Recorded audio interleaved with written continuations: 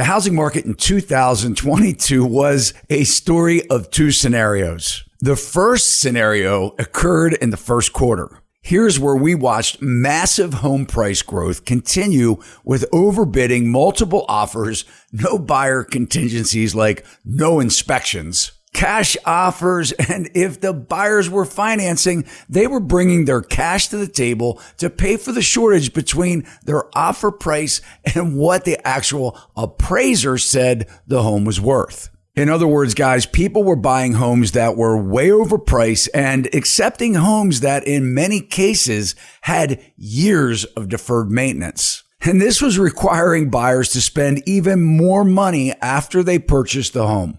For this reason, we've seen more buyer remorse than ever before. Also, mortgage rates were still very low in the first quarter of 2022. And on March 3rd of 22, the average 30-year mortgage rate was 3.76%. The Fed started raising rates on March 17th of 22 to curb inflation. And between March through now, the Fed has raised interest rates 9 times. And despite what's been going on with the economy and the struggles of the banks and many experts not really thinking it's a good idea to raise rates more, but the Fed is actually anticipating raising rates again in their May 2nd through 3rd FOMC meeting.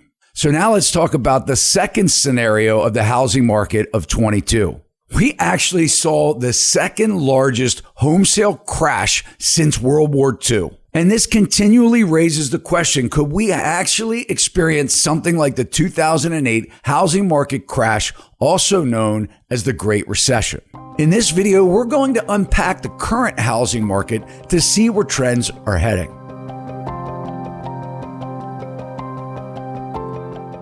Hey, welcome back. In this video, I'm going to provide some real data that will show you exactly what's going on today in the housing market. This includes talking about the inventory shortage, home prices, and what you should expect with mortgage rates should we stay on the current track for what Fed Jay Powell says as to expect a mild recession.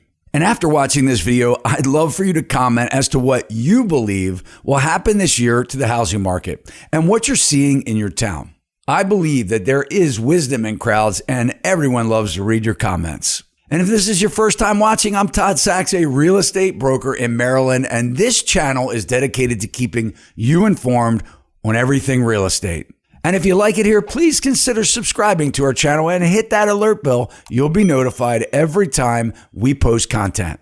And as always, don't just keep this content to yourself. Please share it with your friends. The share button is below. Now, if you've recently bought a home, are interested in buying a home, or considering selling a home, this video should clear up a few things. We all know that the housing market is very interest rate sensitive, and most mortgage professionals have been telling home buyers that all that is really important in buying a home is whether or not you can afford the payment. Well, this has proven disastrous in the past, especially if you qualified to afford your payment with 2 salaries, and suddenly if you lose one of those salaries and haven't enough cash in the bank to keep things going for several months, then guess what? You're no longer qualified for your mortgage. And if you fall behind or default on your mortgage, and if you overpaid for your home, selling it isn't a good option for you either. You see, you need about 10% equity in your home to pay for the commissions and fees to sell your home without bringing more money out of pocket at the closing table. This is why you should buy a home that's not overpriced, regardless of whether you can make the payment today or not. So here, guys, there's no real surprise when you take an overpriced housing market and combine this with the current interest rates that are about double where they were a year ago. Most buyers are knocked out of the market, which is one of the reasons why real estate sales in many of the U.S. housing markets are down as much as 40% or more from just a year ago. Now, uniquely enough, buyers are not the only ones that have backed out of the current housing market. Home sellers felt a major sting when they realized that they could not sell their home for the same profits their neighbors had just several months ago. And now if they sell, they're actually going to have to fix things. And unless they absolutely need to sell, they have to wonder where will they go with no housing inventory, and they feel really bad about giving up their 3.5% mortgage to buy less house and spend more a month for it. You see the problem here? And towards the end of last year, both the buyers and the sellers started pulling back, which meant not only less buyer sales, but also less homes for sale. All right, now we're going to start diving into some slides. And these slides are from a website called housingwire.com. And by the way, I'm a premium subscriber to Housing Wire. It's called HW Plus, and this gives me a little bit more access and a deeper dive into housing market statistics nationwide. And Housing Wire is a great source for competent real estate analysis information. And if you'd like to check them out, I dropped their link in the show notes below. Now, first up, we're going to talk about what Lisa Sturdivant has to say, and she's the economist for Bright MLS. So in this first slide from Lisa, we want to take a look at both columns. The left side, we have the buyer demand over the last 4 years and when it peaks and kind of sort of like that trending line. And then on the right-hand column, we have the seller's listings, or in this case, the seller's demand. And what I want to do is really point out the difference between 21 and 22. In 2021, in June, both the buyers and the seller demand peaked at the same time. But in 2022, the buyer demand peaked in May and the seller demand peaked in June. And this was because prior to May, rates were still pretty good. The Fed raised interest rates 1/4 point in March, but in May, they really shocked the buyers by jacking up interest rates by 50 basis points or 0.5 percentage point.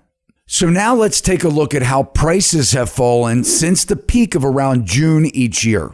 Now here you'll see, with the exception of 2020, which was during the pandemic, typically spring is the best opportunity for sellers to get their best price. And that's because buyers want to get moved in before summer vacations and especially before back to school in the fall if they have kids. So May, June historically is the highest price for listings. Then price cuts start to move their way back into the market as the motivation for buyers starts to decrease after the spring rush.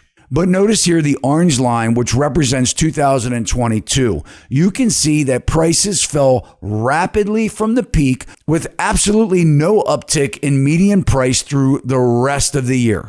So I'd like to debate this next slide. So as we look at Lisa's slide of her comparison of 2023 and 2008, she's really indicating that we won't see another housing crash as we did in the Great Recession.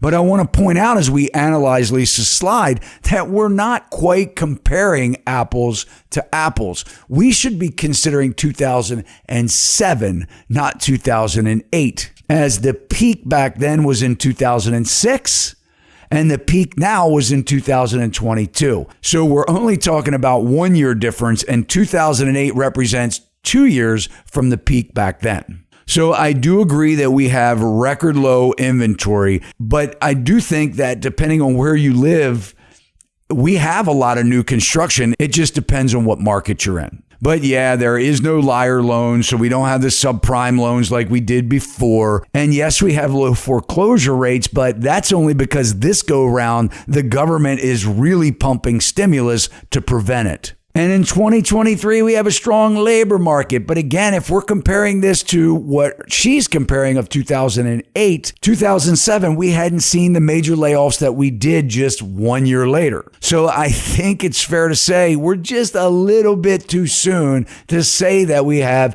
a strong labor market that will carry us through like 2025. And then finally, comparing 2023, prices up 10 to 15% in 1 year. I really disagree with that. I mean, we've seen as much as 30-40% price increases depending on what market you live in. I'd say so it kind of does come close to what we experienced in 2006. Now in this slide, we're looking at what Lisa is saying as the new norm for the real estate market. And I think the important thing here, if you're a seller, is that you're going to have to accept the fact that you're not going to profit like your neighbor has over the last several years for quite some time. And if you're a seller, you're also going to have to fix or replace those worn out items. And guess what? Sellers' concessions, in other words, buyer contingencies, are back to stay. And in the mad rush of the last several of years, less than 1 in 5 sales had a seller concession.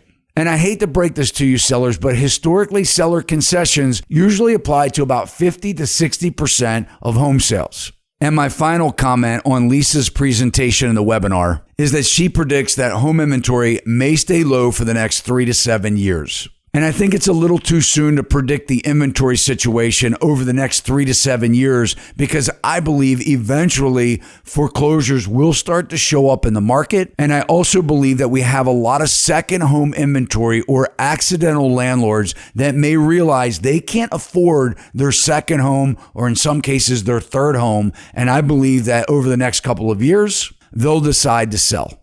And now that we're on the subject of inventory, let's take a look and see what Mike Simonson, president of Altos Research, had to share. This slide pertains to the reduction of inventory over the last several years. And let's take a look at what it was like in 2015. In 2015, buyers had over 1.2 million homes for sale to choose from in the U.S. Now, guys, it's about a third of that. And notice how inventory completely fell off the chart in 2020. Now, this is when the Fed reduced the Fed rate to almost 0%, and everyone was out buying homes and refinancing.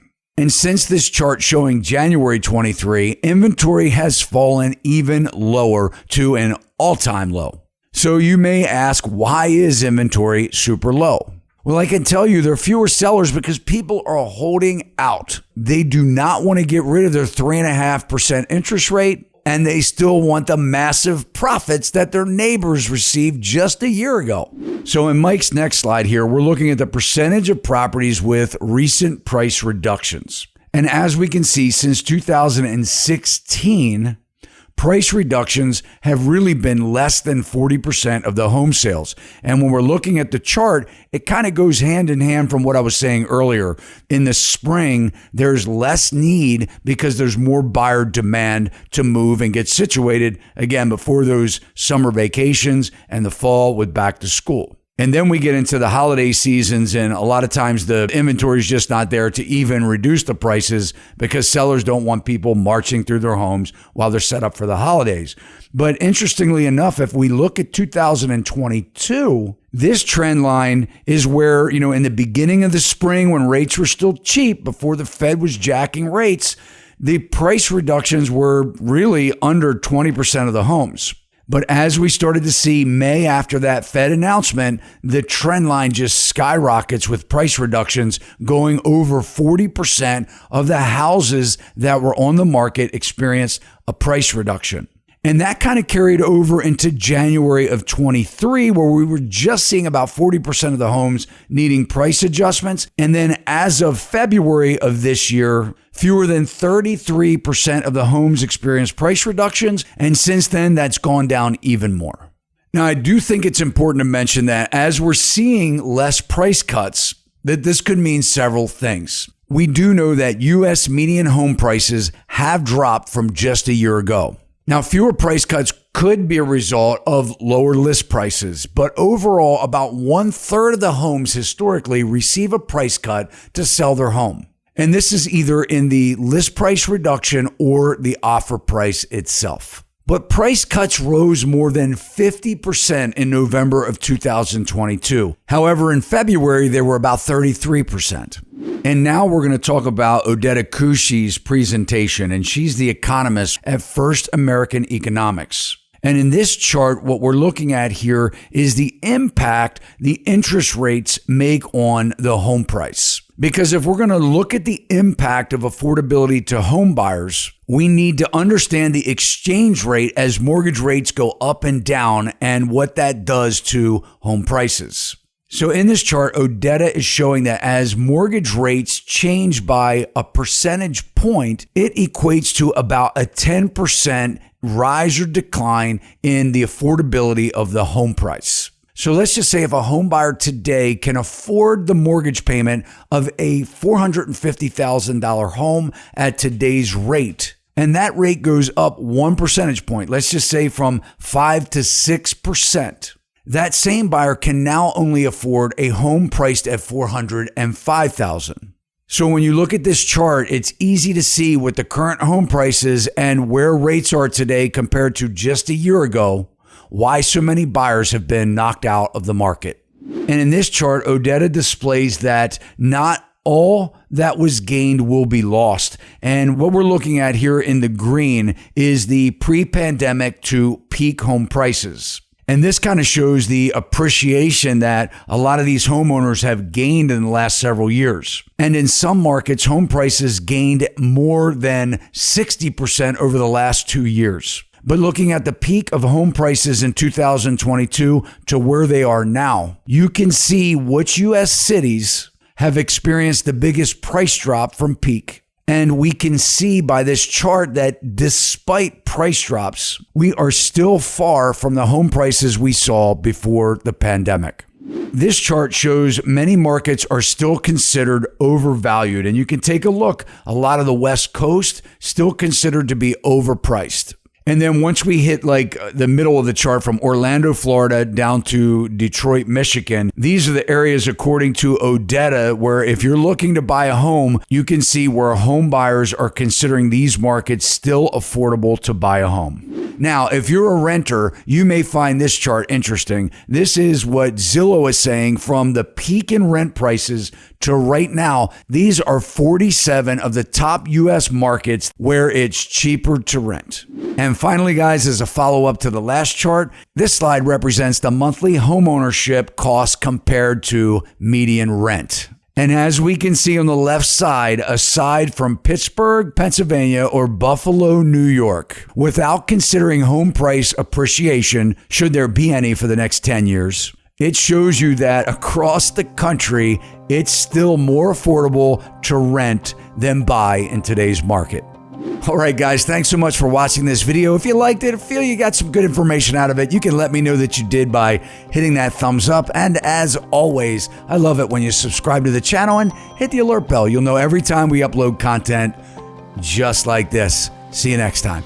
Sachs Realty, Maryland broker number 607720, office number 443-318-4514, equal housing opportunity.